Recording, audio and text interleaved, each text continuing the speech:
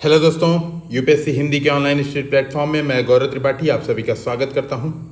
और जैसा कि इस प्लेटफॉर्म के माध्यम से हम पूर्ववर्ती वर्षों के प्रश्न पत्रों पर चर्चा कर रहे हैं और इसी क्रम में आज दूसरा लेक्चर है। राज्यव्यवस्था लेक्चर 1 में हमने डिस्कशन किया था और मैं आपको बता दूं कि ये जो प्लेटफॉर्म है इसके माध्यम से यूपीएससी के जो 2011 से 2019 के वर्ष के प्रश्न हैं उसको डिस्कशन किया जाएगा।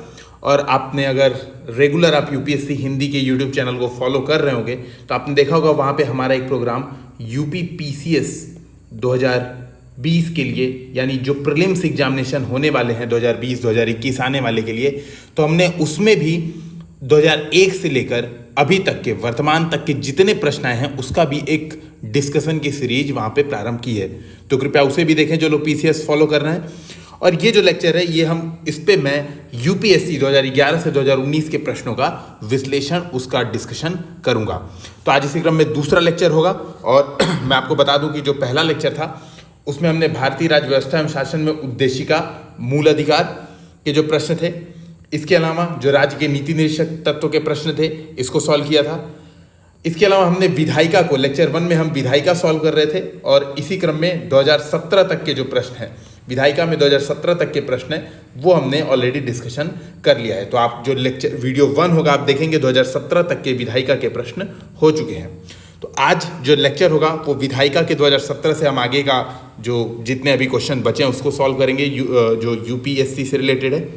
उसके पहले मैं एक महत्वपूर्ण सूचना बता दूं कि जो यूपीएससी हिंदी है इसका एक दैनिक उत्तर लेखन कार्यक्रम हिंदी माध्यम में चल रहा है और जो लोग यूपीएससी की तैयारी बिल्कुल सीरियसली कर रहे हैं और यूपी पीसीएस के लिए भी जो लोग बिल्कुल ही मेहनत से लगे हुए हैं वो इस प्रोग्राम को ज्वाइन कर सकते हैं। जो नया बैच है वो 15 अक्टूबर से प्रारंभ होगा और आपकी जो क्वेरी है आप इस नंबर पे 9711143850 पे मैसेज करके व्हाट्सएप या टेलीग्राम के थ्रू अपनी क्वेरीज पूछ सकते हैं। और आप देख सकते हैं ये जो प्रोग्राम है ये मेरे द्वारा चलाया जा रहा है, उसमें हम लोग बहुत ही डिटेलिंग आंसर राइटिंग की प्रैक्टिस कर रहे हैं और जो अभी वर्तमान बैच चल रहा है इसके भी आप सैंपल वहाँ से प्राप्त कर सकते हैं। तो मैं सीधे प्रश्नों की ओर चलता हूं ताकि बिना देर के हम प्रश्न को करें। तो 2017 का जो पहला प्रश्न है, भारत की संसद के संदर्भ में निम्नलिखित कथनों पर विचार कीजिए। ठीक है, और ये जो पीडीएफ है ये टेलीग्राम चैनल पे ऑलरेडी जो यूपीएससी हिंदी का टेलीग्राम चैनल है, आप यूपीएससी हिंदी सर्च करेंगे तो इस पे आपको मिल जाएगा इसका पीडीएफ। ठीक है, तो ये जो पीडीएफ है आप इसको यहाँ से ले सकते हैं, यूपीएससी हिंदी टेलीग्राम चैनल का नाम है। तो मैं इस प्रश्न को सॉल्व करने का प्रयास करता हूं। भारत की संसद के संदर्भ में निम्नलिखित कथनों पर विचार कीजिए। गैर सरकारी विधेयक ऐसा विधेयक है जो संसद के ऐसे सदस्य द्वारा प्रस्तुत किया जाता है जो निर्वाचित नहीं है किंतु भारत के राष्ट्रपति द्वारा नाम निर्दिष्ट है। तो देखिए ये स्टेटमेंट बिल्कुल गलत है। गैर सरकारी विधेयक जो व्यक्ति मंत्री नहीं होता है परंतु संसद का सदस्य होता है, यानी व्यक्ति मंत्री नहीं है संसद का सदस्य है, वह गैर सरकारी विधेयक प्रस्तुत करता है। यानी जो भी विधेयक मंत्री के द्वारा न प्रस्तुत करके किसी अन्य सदस्य द्वारा प्रस्तुत किया जाएगा उसको गैर सरकारी विधेयक बोलेंगे। और आपको पता होगा हाल में ही शशि थरूर ने एक विधेयक प्रस्तुत किया था ट्रांसजेंडर से रिलेटेड, लेकिन वो पास नहीं हुआ, उसकी अलग बात है, वो आप देखें न्यूज़ में देखें, करंट अफेयर्स में देखें। हाल ही में भारत की संसद के इतिहास में पहली बार एक गैर सरकारी विधेयक पारित किया गया है। तो देखिए दोस्तों ये भी स्टेटमेंट पूरी तरह से गलत है और संसद के इतिहास में 14 बार गैर सरकारी विधेयक ऑलरेडी पास हो चुके हैं और इधर बहुत सालों से आप देखेंगे अगर आप करंट अफेयर्स फॉलो कर रहे होंगे तो कोई गैर सरकारी विधेयक पारित नहीं हुआ है। ठीक है, तो दूसरे क्वेश्चन पे बढ़ते हैं। तो पहले क्वेश्चन इसका यानी आंसर हो जाएगा डी, आप डी इसको टिक करें। ठीक है, तो गैर सरकारी विधेयक कोई पारित मतलब 14 आज तक पारित हो चुके हैं। ठीक है, तो हाल में ही कोई पारित नहीं किया गया है। थोड़ी सी गति में बढ़ाता हूं ताकि जल्दी से जल्दी अधिक से अधिक क्वेश्चन डिस्कस हो पाए। निम्नलिखित कथनों में से उस एक को चुनिए जो मंत्रिमंडल स्वरूप के सरकार की अंतर्निहित सिद्धांत को अभिव्यक्त करता है। तो आपको पता होगा मंत्रिमंडल स्वरूप यानी आप कह सकते हैं इसको संसदीय स्वरूप, और संसदीय स्वरूप की सरकार की जो विशेषता होती है उसकी क्या विशेषता होती है? सरकार के जनता के प्रति सामूहिक उत्तरदायित्व को सुनिश्चित करने के लिए संसदीय लोकतंत्र की एक क्रियाविधि। यानी जो मैंने ऑलरेडी बात बताई, मंत्रिमंडल स्वरूप का जो सरकार होता है यानी वह एक तरह का संसदीय लोकतंत्र होता है। ठीक है, संसदीय लोकतंत्र होता है जिसमें सरकार के जनता के प्रति सामूहिक उत्तरदायित्व को सुनिश्चित करने के लिए क्या किया जाता है? आप कह सकते हैं विधायिका के प्रति कार्यपालिका को, अगर मैं यहाँ पे लिखूं, कार्यपालिका को उत्तरदायी बनाया जाता है। यानी आप देखेंगे संसद में, आप देखेंगे लोकसभा में खास करके अविश्वास प्रस्ताव प्रस्तुत किया जा सकता है। ठीक है, तो इसका आंसर हो जाएगा सी।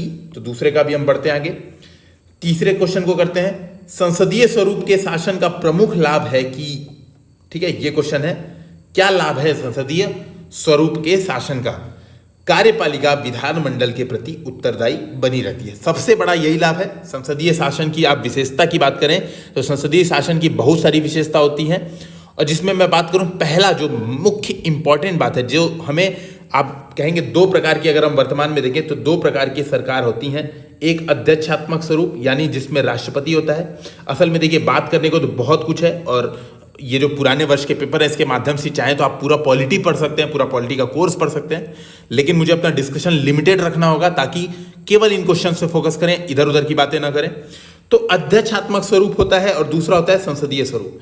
अध्यक्षात्मक स्वरूप में बेसिकली आप देखेंगे अमेरिका, यूएसए, अमेरिका में क्या होता है, जो विधायिका है और कार्यपालिका है, यानी राष्ट्रपति जो ट्रम्प है, वो विधायिका के प्रति, यानी जो उनका उच्च सदन है उसके प्रति, सीनेट जिसकी हम बात करते हैं, सीनेट बात करते हैं, उसके प्रति कोई उत्तरदायी उनका नहीं है। जबकि भारत में अगर जो प्रधानमंत्री मोदी हैं, मैं बात करूं संसदीय लोकतंत्र भारत में, अगर प्रधानमंत्री मोदी को लोकसभा से अविश्वास हो जाए तो इनको क्या करना पड़ सकता है, इस्तीफा देना पड़ता है, पड़ सकता नहीं है, इस्तीफा देना पड़ेगा। तो यानी संसदीय लोकतंत्र के, यानी संसदीय स्वरूप के शासन का प्रमुख लाभ क्या होगा कि कार्यपालिका विधानमंडल के प्रति उत्तरदायी बनी रहती है। भारत की संसद किनके द्वारा मंत्रिपरिषद के कृत्यों पर नियंत्रण रखती है? यानी आपको बोल रहा है कि क्या क्या ऑप्शन है, जो संसद है, मैं बात करूं संसद है, संसद के पास कौन कौन से ऑप्शन है कि वह मंत्रिमंडल पर नियंत्रण रखे। और देखिए, मेंस के नजरिए से भी मैं बात करूं तो यह प्रश्न बहुत ही महत्वपूर्ण है। सीधे प्रश्न पूछ सकता है भारतीय संसद की मंत्रिपरिषद के ऊपर नियंत्रण की क्रियाविधियों को स्पष्ट करें। तो आपको पता होगा बहुत सारी क्रियाविधियां हैं, जिसमें प्रस्ताव होते हैं, जिसमें आप कह सकते हैं प्रश्नकाल होता है, शून्यकाल होता है, विशेष प्रकार की चर्चाएं होती हैं। ठीक है, तो स्थगन प्रस्ताव, प्रश्नकाल, अनुपूरक प्रश्न, ये तीनों तरीके क्या हैं, मंत्रिपरिषद के कृत्यों पर नियंत्रण रखने के, आप कह सकते हैं एक तरीके हैं, एक अलग अलग के तरीके हैं। और यहां पर आप देखेंगे जो अनुपूरक प्रश्न है, अनुपूरक प्रश्न क्या है, अगर कोई व्यक्ति मौखिक प्रश्न पूछ रहा है, कोई संसद सदस्य मौखिक प्रश्न पूछ रहा है, तो मान लीजिए आपने मुझसे कोई प्रश्न पूछा, ठीक है, मैंने आपको उसका उत्तर दिया और आपको लगा कि नहीं ये उत्तर सही नहीं है, मुझे और कुछ पूछना है, मुझे समझ में नहीं आया, तो आप मुझसे जो दूसरा प्रश्न पूछते हैं, दोबारा उसका काउंटर क्वेश्चन करते हैं, उसी को बोलते हैं अनुपूरक प्रश्न। और अनुपूरक प्रश्नों के बारे में महत्वपूर्ण बात जो आपको ध्यान रखनी होगी, ये केवल मौखिक प्रश्नों पे ही अनुपूरक प्रश्न पूछे जाते हैं। यानी अगर आपने लिखित प्रश्न पूछा है, अगर आपने संसद में लिखित प्रश्न पूछा है, तो आपको ध्यान में रखना होगा कि लिखित प्रश्न का अनुपूरक प्रश्न नहीं पूछा जा सकता। तो एक प्रश्न ये भी यूपीएससी में प्री में पूछा जा सकता है। ठीक है, अगली बात करते हैं अगले क्वेश्चन की। ठीक है, और मैं इसको जूम कर देता हूं, थोड़ा आप लोग के लिए भी आसान रहेगा। ठीक है, तो अगला प्रश्न है लोकसभा के लिए निर्वाचन के लिए नामांकन पत्र। ठीक है, लोकसभा के निर्वाचन के लिए नामांकन पत्र, तो आप यहां पे देख सकते हैं, अगर इसका आंसर मैं बात करूं, भारत के किसी नागरिक द्वारा जिसका नाम किसी निर्वाचन क्षेत्र की मतदाता सूची में दाखिल किया जा सकता है। यानी आप बात करेंगे जो आर्टिकल 84 है भारतीय संविधान का, आर्टिकल 84, इसके अलावा अगर आप देखेंगे आरपीए यानी representation of peoples act 1951, RPA 1951, जन प्रतिनिधित्व अधिनियम 1951 को आप देखेंगे तो आप समझ पाएंगे कि क्या क्या व्यवस्थाएं एक व्यक्ति को चुनाव लड़ने के लिए क्या क्या आवश्यक होता है, यानी नामांकन पत्र कौन कौन भर सकता है। ठीक है, अब इस बात को आप समझें कि जो आर्टिकल 84 है, जो भारतीय संविधान का अनुच्छेद 84 है, वो कहता है कि व्यक्ति को क्या होना चाहिए, भारत का नागरिक होना चाहिए, कम से कम 25 वर्ष लोकसभा के लिए होना चाहिए। ठीक है, लोकसभा के लिए कम से कम 25 वर्ष होना चाहिए, यह हमारा संविधान कहता है। ठीक है, यानी 25 वर्ष आपको होना चाहिए। इसके अलावा आपको कोई ऐसा ना हो, जैसे अगर मैं बात करूं जो आरपीए 1951 है, आरपीए 1951 है, इसमें कहा गया आरपीए 1951 में कि अगर कोई व्यक्ति संसदीय निर्वाचन क्षेत्र में मतदाता नहीं है, ठीक है, तो वह व्यक्ति चुनाव नहीं लड़ सकता है। तो ये बात है, यानी आरपीए और भारतीय संविधान दोनों को आप मिला लेंगे तो भारतीय संविधान के अनुसार भारत का नागरिक होना चाहिए व्यक्ति जिसकी आयु 25 वर्ष से अधिक होनी चाहिए, ग्रेटर देन 25 वर्ष होनी चाहिए। साथ में वह किसी निर्वाचन क्षेत्र का मतदाता अवश्य हो। ठीक है, तो निर्वाचन क्षेत्र का मतदाता अवश्य हो, इस बात को आपको ध्यान रखना है। तो इसका करेक्ट आंसर हो जाएगा सी। छठवें प्रश्न की बात करते हैं। छठवां प्रश्न क्या है इसको देखते हैं। छठवां प्रश्न है, लोकसभा अथवा राज्य की विधानसभा के निर्वाचन क्षेत्र में जीतने वाले उम्मीदवार को निर्वाचित घोषित किए जाने के लिए किए गए मतदान के कम से कम 50% पाना अनिवार्य है। तो देखिए बिल्कुल गलत बात है। अपने यहाँ क्या है, अपने यहाँ first past the post system है। First past the post system मतलब अगर 300 वोट पड़े हैं, ठीक है, सिंपल सी बात है, अगर 300 वोट पड़े हैं और 10 लोग हैं, ठीक है, और मान लीजिए पहले व्यक्ति को जो सबसे फर्स्ट रैंक पे आया है, फर्स्ट रैंक पे 50 वोट उसको पड़े हैं, ठीक है, तो भी वो विजेता हो जाएगा। ठीक है, दूसरे वाले को भले ही 49 पड़े हों, तीसरे वाले को हो सकता है 48 पड़े हों, चौथे वाले को हो सकता है अब 25 फिर 20 ऐसे वोट पड़े हों, इसका कोई मतलब नहीं है। अपने first pass the post system है, यानी नेट हमें एक वोट जो हमसे नीचे रहेगा उससे कम एक वोट हमें अधिक पाना होगा। ठीक है, तो इस बात को आप कह सकते हैं कि हमें एक वोट अधिक पाना होगा। तो पहला उत्तर बिल्कुल गलत हो जाएगा। दूसरे की बात करूं, भारत के संविधान में अधिकथित उपबंधों के अनुसार लोकसभा में अध्यक्ष का पद बहुमत वाले दल को जाता है तथा उपाध्यक्ष का पद विपक्ष को जाता है। देखिए ये भी स्टेटमेंट बिल्कुल गलत है, यानी इसका आंसर हो जाएगा डी। और मैं आपको बता दूं कि लोकसभा के अध्यक्ष एवं उपाध्यक्ष का जो चुनाव होता है वो उनके सदस्यों में से होता है। ठीक है, तो उनके सदस्यों में से अध्यक्ष और उपाध्यक्ष का चुनाव होता है। और आप कह सकते हैं कि इसमें मतलब आप इसको समझ सकते हैं कि इलेक्शन होता है और इलेक्शन में जो भी जीते वो बनता है अध्यक्ष या उपाध्यक्ष। और व्यवहार में ऐसा होता है, बस जो परंपरा हमारी संसदीय परंपरा में ऐसा है कि अध्यक्ष का पद बहुमत वाला दल और उपाध्यक्ष का पद विपक्ष को। यह हमारा आप कह सकते हैं कि व्यवहारिक परंपरा है, ऐसा कोई संविधान में उपबंध नहीं दिया हुआ है। ठीक है, तो ये बात बिल्कुल गलत है, तो इसका भी आंसर करेक्ट हो जाएगा डी। 2016 के प्रश्न की बात करते हैं। लोकसभा में लंबित कोई विधेयक उसके 17वां पर व्यपगत हो जाता है। तो ध्यान रखें 17वां यहां पे लिखा हुआ है। ठीक है, तो 17वां पे क्या हो जाता है, लोकसभा में कोई लंबित विधेयक, अगर आप दो चीज होती है, एक देखिए, एक होता है लोकसभा का स्थगन, ठीक है, एक होता है विघटन और एक होता है सत्रावसान। ठीक है, दो तीन चीजें होती हैं, इसको ऐसे समझिए। सत्रावसान मतलब एक सत्र समाप्त हो गया, खत्म हो गया। जैसे अभी मानसून सत्र आएगा तो मानसून सत्र समाप्त हो गया, तो इसको हम बोलेंगे सत्रावसान हो गया। और सत्रावसान की घोषणा कौन करेगा, राष्ट्रपति करेगा। स्थगन मतलब आज की कार्यवाही रोक दी गई, या अनिश्चित काल का स्थगन मतलब अनिश्चित काल तक संसद की कार्यवाही रोक दी गई। और स्थगन की घोषणा कौन करता है, अध्यक्ष करता है, जो लोकसभा अध्यक्ष है वो करता है। और विघटन मतलब लोकसभा समाप्त हो गई है, अब नई इलेक्शन होंगे। तो देखिए 17वां में कोई विधेयक लैप्स नहीं होता है। ठीक है, बस अगली बार क्या होता है, एक सूचना देनी होती है और सूचना देके क्या होगा, फिर से उसको विधेयक को पारित आप करा सकते हैं। तो यानी 17वां में कोई विधेयक लैप्स नहीं होता है। हालांकि अगर सदन का विघटन हो गया तो विधेयक लैप्स हो जाता है। तो इस बात को ध्यान रखें, विघटन में विधेयक लैप्स होता है, न कि व्यपगत होता है, न कि 17वां में। तो इस बात को समझे, तो पहला स्टेटमेंट गलत है।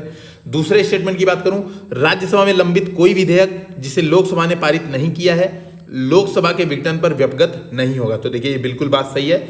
अगर कोई विधेयक राज्यसभा में लंबित है और लोकसभा ने उसको पारित नहीं किया है तो क्या होगा, लोकसभा के विघटन पर व्यपगत नहीं होगा। ठीक है, और इस बात को आप याद भी रख लें, हो सकता है इस साल यूपीएससी में दोबारा पूछ दे। ठीक है, इसके अलावा एक जो महत्वपूर्ण तथ्य आप और याद कर सकते हैं, अगर कोई विधेयक सरकारी आश्वासन की समिति के पास गया हुआ है, सरकारी आश्वासन समिति के पास गया है, ठीक है, तो भी वो लैप्स नहीं होता है। ठीक है, तीसरी बात एक जो महत्वपूर्ण आप और याद कर सकते हैं, मैं क्या करता हूं, एक एक्स्ट्रा पेज यहां पे क्रिएट कर देता हूं जिससे चीजों को समझाने में आसानी हो। उसको देखते हैं हम यहां पे। तो एक दो चीजें मैं यहां पे बताते जाऊंगा जिससे आसानी होगी हमें समझने में चीजों को।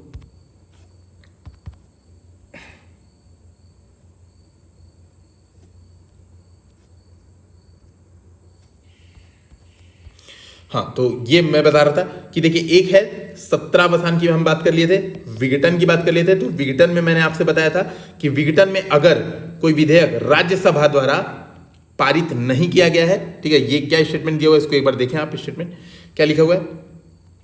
राज्यसभा में लंबित कोई विधेयक है लोकसभा द्वारा पारित नहीं किया गया तो लैप्स नहीं होता है, बिल्कुल सही बात है।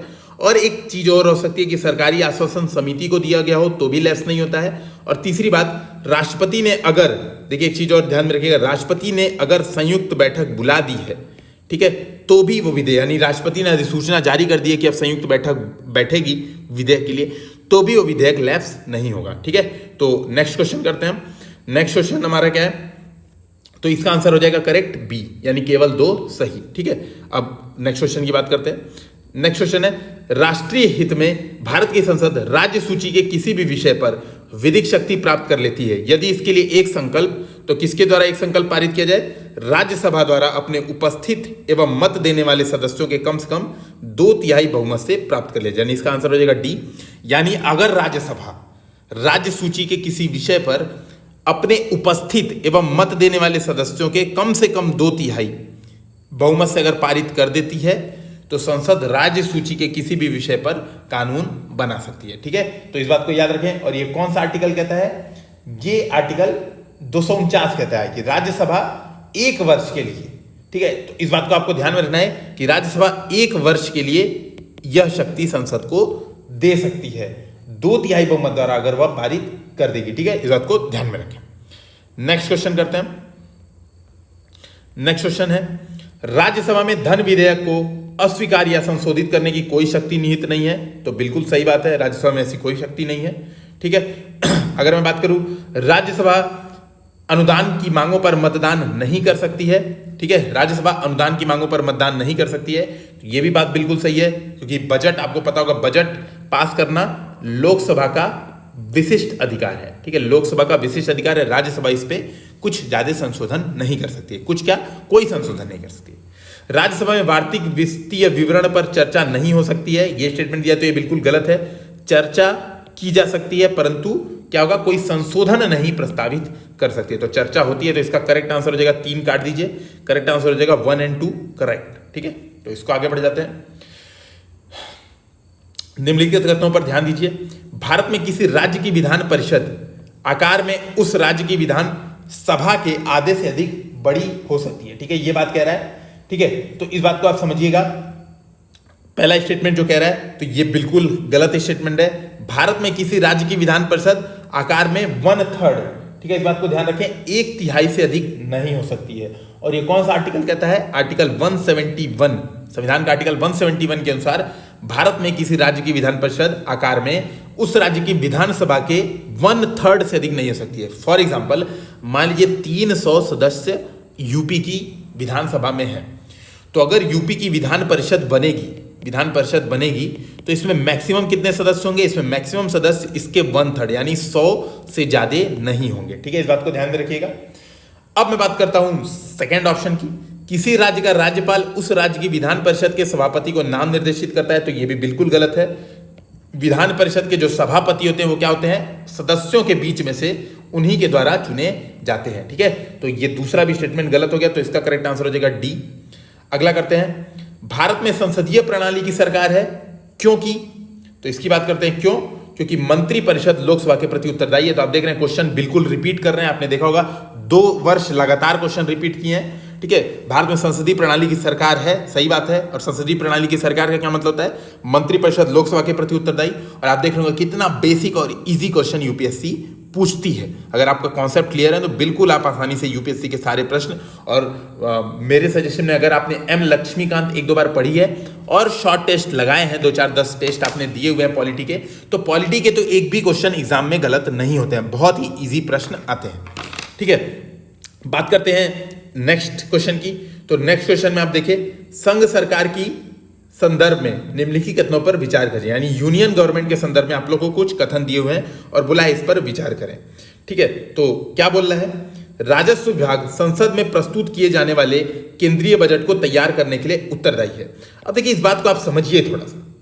बजट क्या होता है? अगर मैं बात करूं बजट क्या होता है, बजट होता है कितना मिला यानी राजस्व, ठीक है, और कितना गया यानी मैं कह सकता हूं कितना खर्च हुआ यानी व्यय।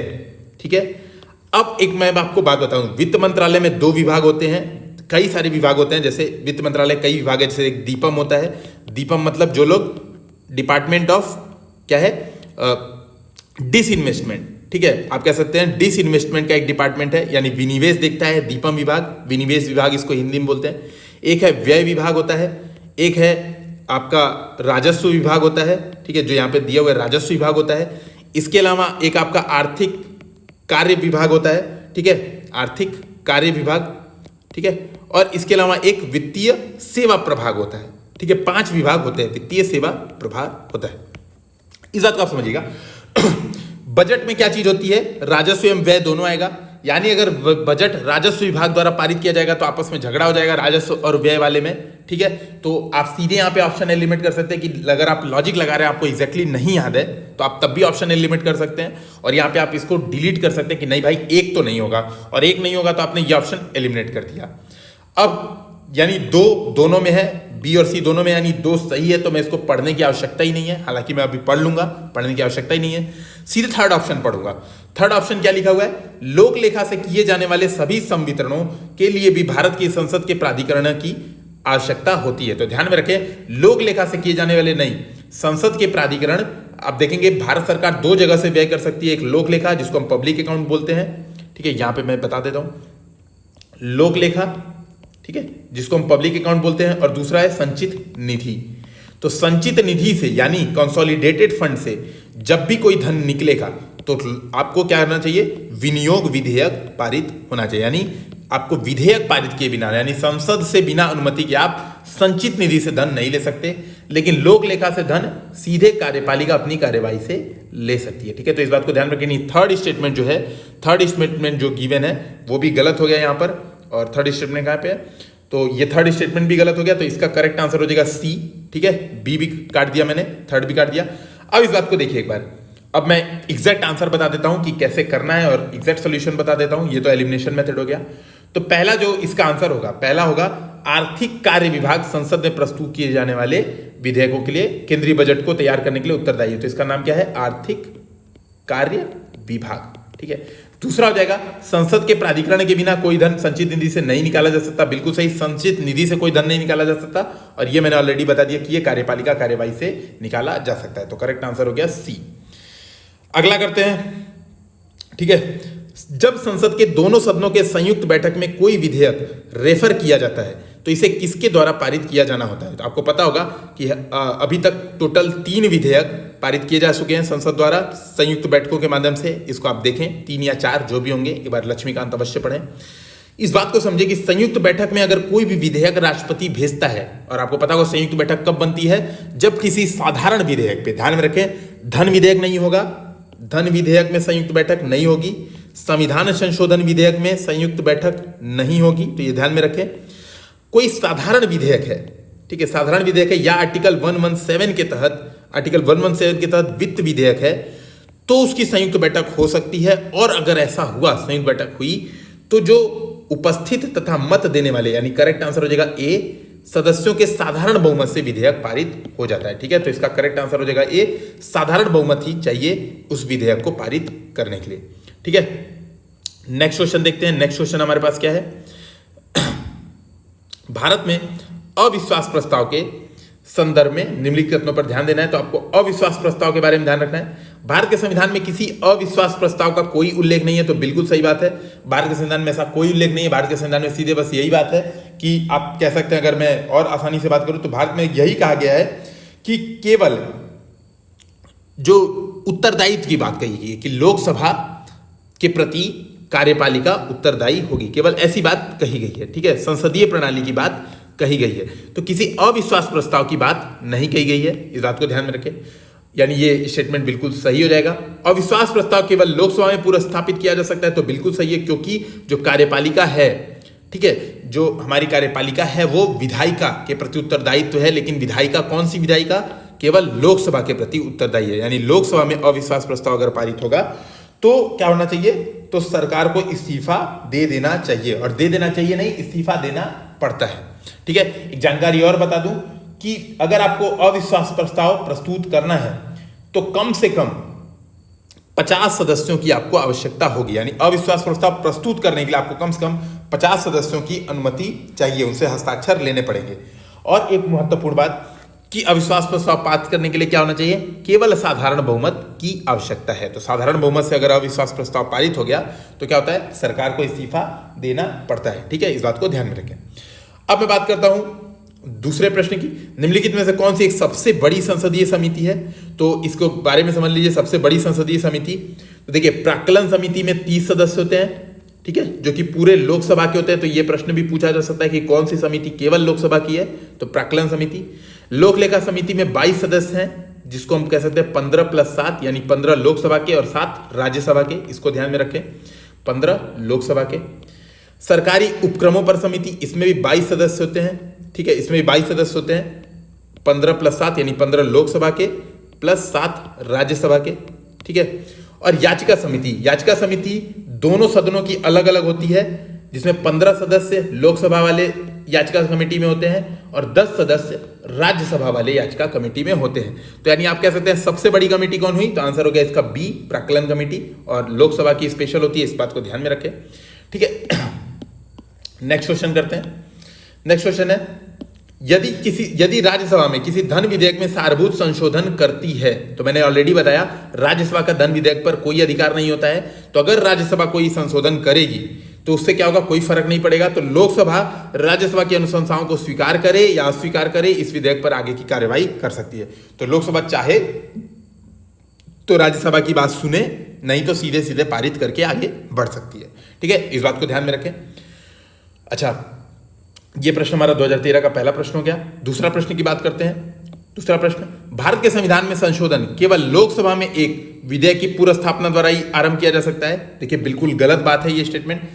भारत के संविधान में आपको संशोधन करना है तो आप किसी भी सदन में विधेयक प्रस्तुत कर सकते हैं। ठीक है, किसी भी संसद के दोनों सदनों यानी राज्यसभा और लोकसभा दोनों में से किसी में भी आप विधेयक प्रस्तुत कर सकते हैं।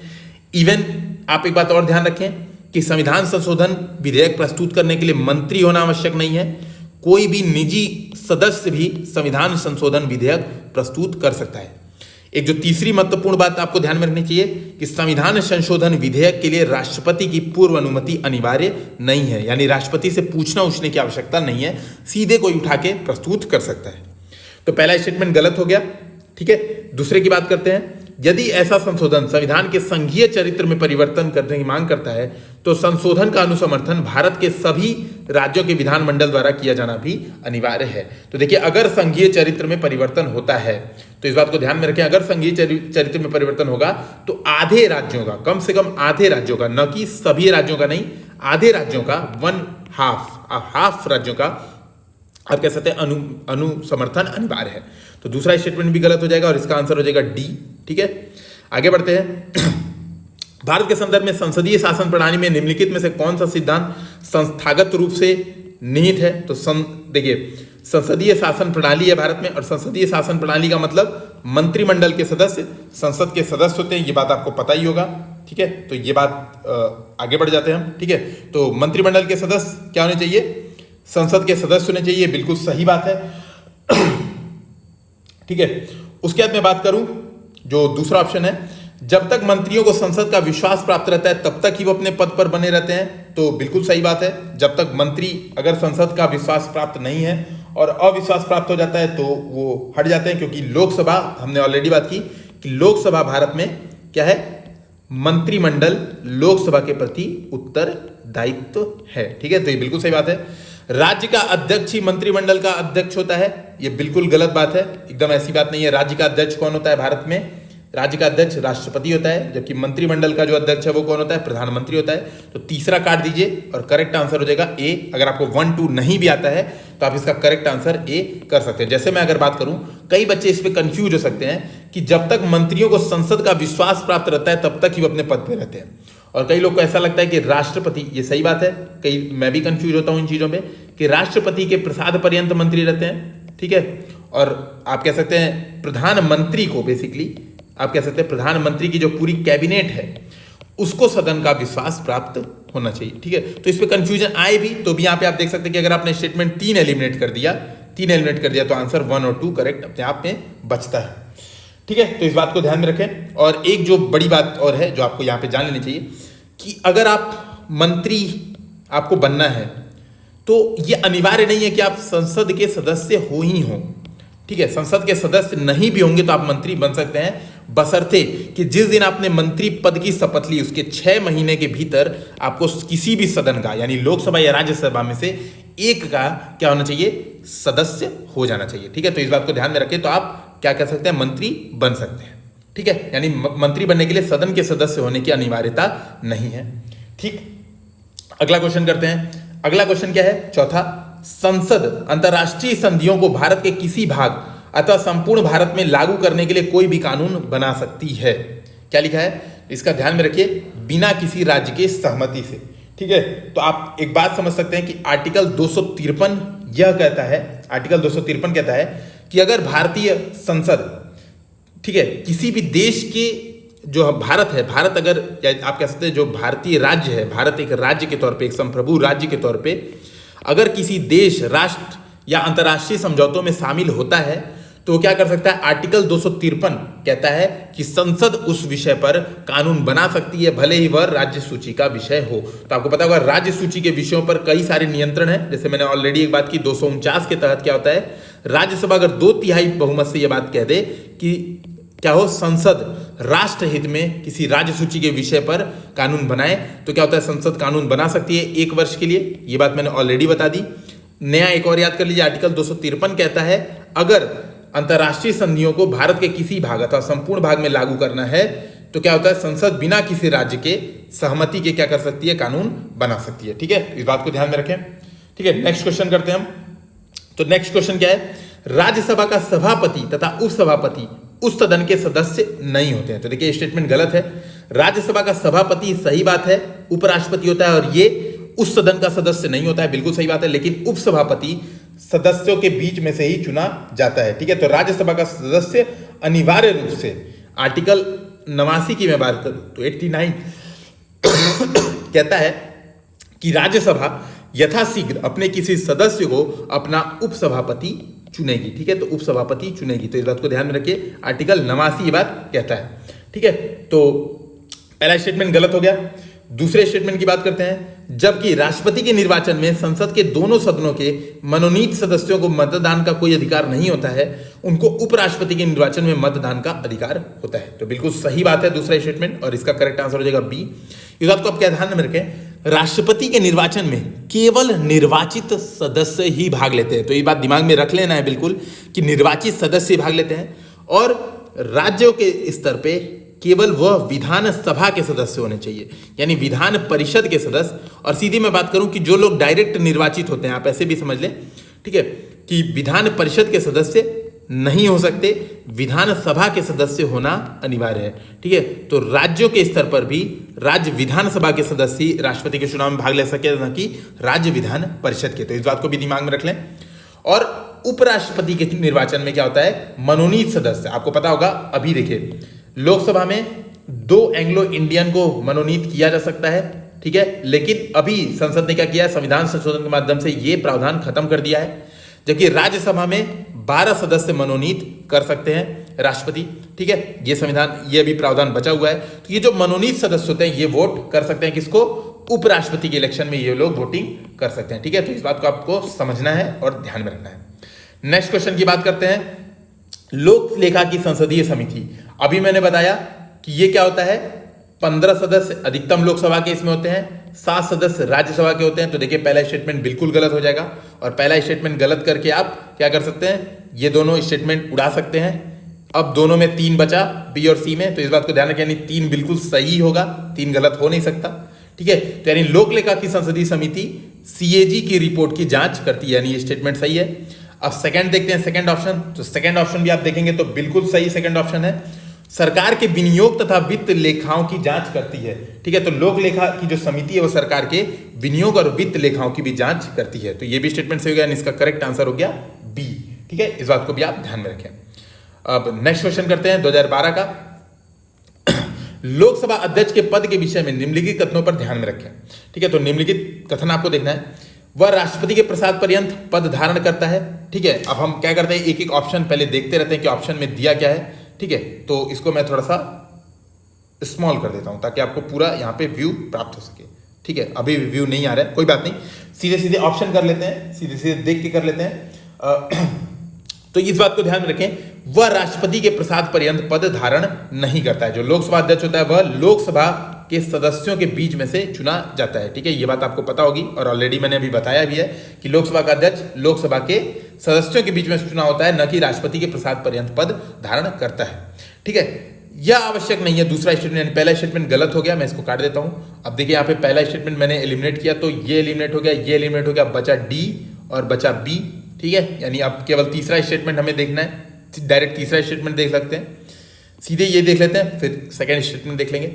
यदि वह त्याग पत्र देना चाहे तो उसे अपना त्याग पत्र उपाध्यक्ष को संबोधित करना होगा। तो ये बात बिल्कुल सही है। ठीक है, क्योंकि ये राष्ट्रपति के प्रसाद पर्यंत नहीं पद धारण करता है, ये बात भी आपको समझ में आ गई होगी। तो इस बात को भी समझिए कि अगर लोकसभा का अध्यक्ष क्या करना चाहे, त्याग पत्र देना चाहे, तो किसको त्याग पत्र देगा? उपाध्यक्ष को त्याग पत्र देगा। ठीक है, इस बात याद रखें। दूसरा स्टेटमेंट ये यानी गलत ही होगा। यह आवश्यक नहीं है कि अपने निर्वाचन के समय वह सदन का सदस्य हो, परंतु उसे अपने निर्वाचन के 6 माह के भीतर सदन का सदस्य होना पड़ेगा। यह स्टेटमेंट बिल्कुल गलत है। ध्यान रखें, मैंने बात कही मंत्री ऐसा कर सकता है। मंत्री जरूरी नहीं है कि मंत्री बनते समय लोकसभा का सदस्य हो या राज्यसभा का सदस्य हो, लेकिन लोकसभा के सदस्यों के बीच में से ही लोकसभा अध्यक्ष का चुनाव होता है। यानी अगर आपको लोकसभा अध्यक्ष बनना है तो आपको इलेक्शन में जीतना पड़ेगा। ठीक है, आपको वहां पे इलेक्शन में जीत के पहुंचना पड़ेगा। अब मैं बात करता हूं दूसरे प्रश्न की। निम्नलिखित विशेषाधिकारों में से कौन सा भारत के संविधान द्वारा राज्यसभा को प्रदत्त किए गए हैं? तो राज्यसभा के पास कौन सा विशेषाधिकार है? तो एक ध्यान में रखें, एक तो आर्टिकल 312 अखिल भारतीय सेवाओं का सृजन। अगर राज्यसभा 2/3 बहुमत से पारित करती है कि अखिल भारतीय सेवाएं राष्ट्र हित में अनिवार्य हैं, तो भारत की जो संसद है वो अखिल भारतीय सेवाओं का नया सृजन कर सकती है। और आपको पता होगा 42वें संशोधन के माध्यम से एक all India judicial service already create की जा चुकी है, लेकिन अभी तक उसको आप कह सकते हैं कि धरातल पर नहीं लाया गया है। और ये डिमांड चल रही है कि ऑल इंडिया जुडिशियल सर्विस अब लागू किया जाए। ठीक है, तो ये बात एक सही है। संसद को राज्य सूची में नियम बनाने और एक अथवा अधिक इसके लिए प्रस्ताव पारित करने की अनुमति है। तो बिल्कुल सही बात है, ये ऑलरेडी हम डिस्कस कर चुके हैं कि आर्टिकल 249 राज्यसभा 2/3 बहुमत से, कई बार मैं ऑलरेडी ये बात बता चुका हूं कि राज्यसभा 2/3 बहुमत से क्या करती है, संसद को राज्य सूची के विषय पर कानून बनाने का अधिकार देती है। और आप देख सकते हैं यहां पर इस बात से आप समझ सकते हैं कितने क्वेश्चन रिपीट हो रहे हैं। ठीक है, आपने अगर 10 साल के प्रश्न लगा लिए, केवल आपने ये जो वीडियो डिस्कशन चल रहा है उसको अगर ध्यान से सुना और केवल 10 साल के प्रश्नों की प्रैक्टिस कर ली, तो बहुत कम चांस है कि जो इस बार भी यूपीएससी में प्रश्न आएंगे वो आपके गलत होंगे। ठीक है, तो लगभग रिपीटेशन की बहुत सारी चांसेस हैं और आप देख ही सकते हैं कि ऐसा हो रहा है। ठीक है, तीसरे प्रश्न को करते हैं। तो तीसरे प्रश्न में आप तीसरा स्टेटमेंट पहले पढ़ें। भारत के संविधान के अनुसार संसद में केवल लोकसभा और राज्यसभा होती है, ये गलत बात है। राष्ट्रपति भी होता है संसद में। संसद में 3 अंग होते हैं संसद के, राष्ट्रपति, लोकसभा और राज्यसभा। तो तीसरा स्टेटमेंट गलत हो गया। अब बचा केवल एक, तो अब केवल एक पढ़ते हैं। ठीक है, संघ राज्य क्षेत्रों का राज्यसभा में प्रतिनिधित्व नहीं होता है। तो देखिए बिल्कुल गलत बात है। 4 सीटें J&K संघ राज्य क्षेत्र है। ठीक है, 3 सीटें दिल्ली संघ राज्य क्षेत्र है, 1 सीट पुडुचेरी ये भी संघ राज्य क्षेत्र है। तो ये बिल्कुल गलत हो जाएगा स्टेटमेंट। तो पहला भी गलत, तीसरा भी गलत, यानी दूसरा गलत होना ही है। यानी आंसर करेक्ट क्या हो जाएगा? कोई भी नहीं। यानी अब देख लेते हैं निर्वाचन, ये भी स्टेटमेंट गलत है। निर्वाचन झगड़ों का निर्णय करना मुख्य निर्वाचन आयुक्त के अधिकार क्षेत्र में, तो नहीं, बिल्कुल गलत बात है। न्यायालय के अधिकार क्षेत्र में है कि निर्वाचन झगड़ों का क्या करे? न्याय निर्णय करे। ठीक है, नेक्स्ट क्वेश्चन करते हैं, चौथा क्वेश्चन। लोकसभा और राज्यसभा के बीच गतिरोध की किस स्थिति में संसद की संयुक्त बैठक बनाई जा सकती है? तो मैंने ऑलरेडी आपको बताया कि संयुक्त बैठक बनाने के लिए संविधान संशोधन विधेयक ना हो। पहला मैंने बताया था कॉन्स्टिट्यूशनल अमेंडमेंट नहीं होना चाहिए। दूसरा मैंने बताया था धन विधेयक नहीं होना चाहिए, ऑलरेडी मैं बता चुका हूं। तो देखिए ये भी गलत है। ठीक है, ये सही है। संविधान संशोधन ये भी गलत है, तो ऑलरेडी बता चुका है। इसका करेक्ट आंसर हो जाएगा ए, केवल 1 करेक्ट। ठीक है, आगे बढ़ते हैं। कौन सी विधियां भारत के लोक वित्त पर संसदीय नियंत्रण रखने के काम आती हैं? ठीक है, भारत के लोक वित्त पर कौन सी विधियां नियंत्रण रखती हैं? तो इस बात को ध्यान में रखें कि जब ऐसे प्रश्न आए और आपको कुछ नहीं समझ में आ रहा है तो आंख बंद करके क्या कर देना चाहिए? जो सारे करेक्ट है वो टिक कर देना चाहिए। ठीक है, जनरली ऐसे क्वेश्चन को आप इसी तरीके से सॉल्व कर सकते हैं कि जो भी मतलब आपको जब मतलब ये तरीका होता है। ठीक है, लेकिन आप देखेंगे इसको थोड़ा सा हम देखते हैं। विधियां भारत के लोक वित्त पर संसदीय नियंत्रण रखने के काम में आती है। तो संसद के सम्मुख वार्षिक वित्तीय विवरण का प्रस्तुत किया जाना, तो बिल्कुल सही बात है। इसके माध्यम से क्या होता है? लोक वित्त पर नियंत्रण रखती है, उसको संसद पारित करती है। ठीक है, इस बात को समझें। विनियोज विधेयक के पारित होने के बाद ही भारत की संचित निधि से मुद्रा निकाल पाना, ये भी मैंने ऑलरेडी बता दिया कि संचित निधि से धन निकालने के लिए आपको विनियोग विधेयक, ठीक है, विनियोग विधेयक पारित कराना ही पड़ता है, तभी धन निकलता है। तो यानी पहला और दूसरा सही है। तो अब ऑप्शन में एक बार देखिए, पहला दूसरा किस किस में है, तो सब में है, यानी सी ऑप्शन एलिमिनेट कर दिया। अब एक बार देखिए आप इसके बाद कोई और कॉमन नहीं मैच कर रहा है, तो आगे देखते हैं और कौन कौन से ऑप्शन है हमारे पास। अनुपूरक अनुदानों तथा लेखानुदानों का प्रावधान, तो बिल्कुल सही बात है। और आपको पता होगा कि लेखानुदान क्या होता है, पूरा वित्तीय वर्ष 1 वर्ष का होता है। ठीक है, और 1 वर्ष में इमरजेंसी के शुरू के 2-3 महीनों का काम चलाने के लिए लेखानुदान पारित किया जाता है। यानी तीसरा स्टेटमेंट भी सही है। तो तीसरा स्टेटमेंट सही है, तो बी कट गया। अब बचा 1 2 3 4 5 और 1 2 3 5, यानी पांचवा स्टेटमेंट सही है। यानी पांचवा स्टेटमेंट क्या है, संसद में वित्त विधेयक का प्रस्तुत किया जाना, बिल्कुल सही बात है।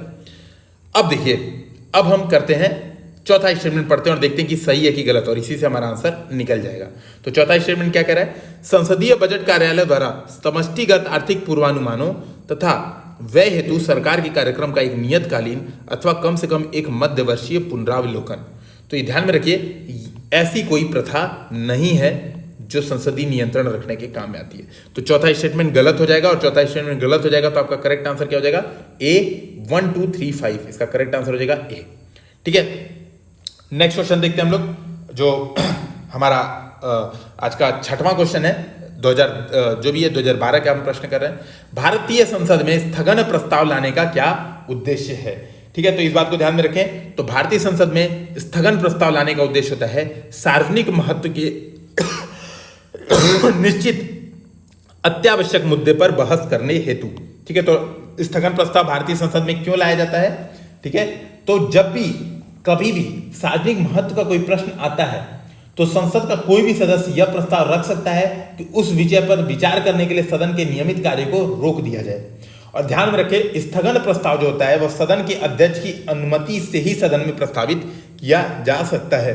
ठीक है, और सामान्यतः इसको शाम को 4 बजे के बाद ही लाया जाता है। तो इस बात को आपको ध्यान में रखना है कि सार्वजनिक महत्व के किसी मुद्दे पर आपको बहस करनी है संसद में, तो आपको स्थगन प्रस्ताव लाना चाहिए, और ये कोई भी सदस्य रख सकता है। लेकिन जो मैंने एक कंडीशन बताई कि लोकसभा के अध्यक्ष की पूर्वानुमति से ही ये काम कर सकता है।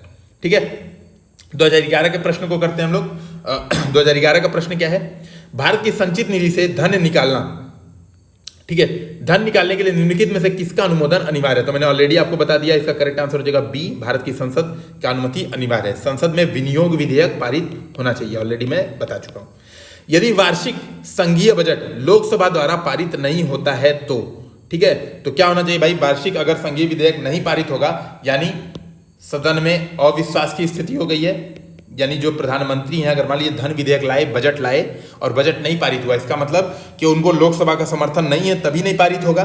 तो यानी क्या होना चाहिए, प्रधानमंत्री अपनी मंत्रिपरिषद का त्यागपत्र दे देगा। आप कह सकते हैं ये एक तरह से अविश्वास बता रहा है, यानी सदन में अविश्वास बता रहा है कि प्रधानमंत्री के ऊपर अब सदन को अविश्वास है, इसलिए उसको इस्तीफा दे देना चाहिए। ठीक है, तो दे देता है।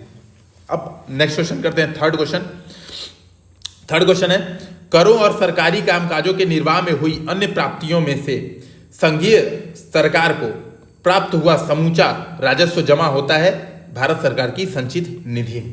ठीक है, तो इस बात को ध्यान में रखें, करों और सरकारी कामकाज के निर्वाह में हुई अन्य प्राप्तियों से संघीय सरकार को प्राप्त हुआ समूचा राजस्व भारत की संचित निधि में जमा होता है। और इस बात को समझिए कि जो आर्टिकल 266(1) है, इसमें भारत की संचित निधि एवं राज्य की संचित निधि के बारे में उल्लेख है। यानी संचित निधि का उल्लेख किसमें है, आर्टिकल 266(1) में। भारत एवं राज्यों की संचित निधि दोनों का उल्लेख इसमें है। अब दोस्तों कार्यपालिका रह गया, तो कार्यपालिका हम नेक्स्ट लेक्चर में करेंगे। और लगभग मैं बता दूं कि 50% ऑलरेडी हम लोग पॉलिटी का डिस्कशन कर चुके हैं। तो नेक्स्ट लेक्चर में पॉलिटी 10 साल के पेपर समाप्त हो जाएंगे। और अगर आपको ये लेक्चर पसंद आया हो तो कृपया से लाइक, शेयर और सब्सक्राइब करना बिल्कुल ना भूलें। और दोस्तों इस बात को ध्यान में रखें कि आप जितना ज़्यादा ऐसे वीडियोस देखते हैं, जितना आप हमें मोटिवेट करते हैं, उतना ही हम आपके साथ में नई सीरीज के आपके सामने आ रहे हैं। और आप देख रहे होंगे कि सीसैट की ऑलरेडी यूपीएससी हिंदी के प्लेटफॉर्म में एक सीसैट का ऑलरेडी प्रोग्राम चल रहा है। इसके अलावा यूपी पीसीएस की स्पेशल भी हम लोग प्रोग्राम चला रहे हैं। और इसके अलावा आप देखेंगे आंसर राइटिंग प्रैक्टिस तो चल ही रही है, और खास करके जब यूपीएससी का प्रीलिम्स हो जाएगा, क्योंकि अभी ज़्यादा लोग प्रीलिम्स की तैयारी पे भिड़ चुके हैं और आंसर राइटिंग के व्यूज़ बिल्कुल नहीं आ रहे हैं, तो इस वजह से उसको कुछ दिन के लिए रोक दिया गया है। प्रीलिम्स के बाद उसको वापस से पुनः प्रारंभ कर दिया जाएगा। तो दोस्तों वीडियो अच्छा लगा हो तो कृपया से लाइक शेयर सब्सक्राइब करना बिल्कुल ना भूलें। नीचे कमेंट सेक्शन में ये भी बता दें कि आप नेक्स्ट वीडियोस किस चीज़ के चाहते हैं, इन्वायरमेंट के, इकोनॉमिक्स के, जिस भी चीज़ में आप 10 साल के पेपर का डिस्कशन चाहते हैं। तो मेरे पास लिमिटेड टाइम है, 2-3 वीडियोस और बन सकते हैं प्री के पहले, बहुत ज़्यादा तो नहीं बन सकते हैं, तो जितने बन सकते हैं उतने करेंगे। आप नीचे कमेंट सेक्शन में अपनी राय अवश्य रखें। धन्यवाद।